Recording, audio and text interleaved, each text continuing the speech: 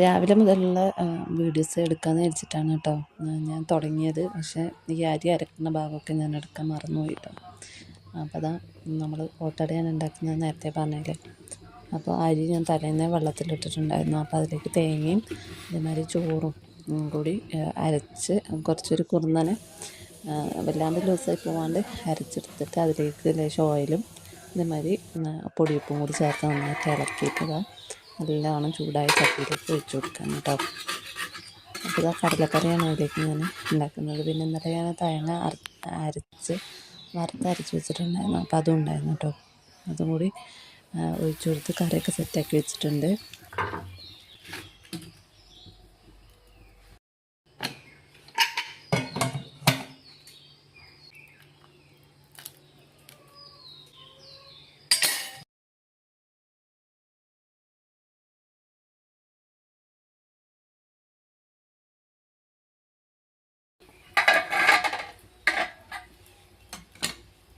കുട്ടികൾ മദ്രസയിൽ പോയിട്ടുണ്ട് കേട്ടോ. അപ്പോൾ അവർക്ക് വേണ്ടിയിട്ട് ഫസ്റ്റ് തന്നെ അടുപ്പ് കത്തിച്ച് വേഗം 2-3 കടി ഉണ്ടാക്കി കൊടുത്തതിന് ശേഷമാണ് അവരെ പറഞ്ഞയച്ചതിന് ശേഷമാണ് ബാക്കി ഉണ്ടാക്കുന്നത് കേട്ടോ. അപ്പോൾ മൊത്തത്തിൽ ഞാൻ ഉണ്ടാക്കി വെക്കുകയാണ്. കാരണം നമുക്ക് എപ്പോഴും തീ ഈ ഒരു ലെവലിൽ കിട്ടിയെന്ന് വരില്ല. അപ്പോൾ പിന്നെ ഞാൻ വേഗം കടിയൊക്കെ ആക്കി വെച്ചതിന് ശേഷം വേഗം ചോറിന് അതേ അടുപ്പത്ത് വെള്ളം വേഗം വെക്കുകയാണ് കേട്ടോ. എന്നാൽ പിന്നെ ചോറും വേഗം ആയി കിട്ടും.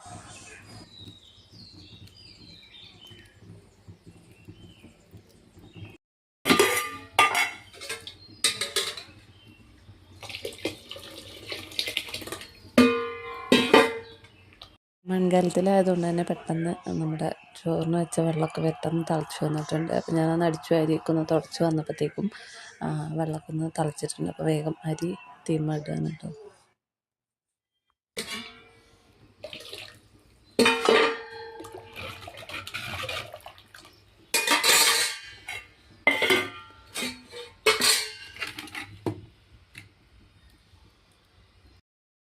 തലേന്നത്തെ മീൻകറി ഉണ്ടായിരുന്നു. പിന്നെ കടലക്കറിയൊക്കെ കൂട്ടിയിട്ട് ചായ കുടിക്കുകയാണ്.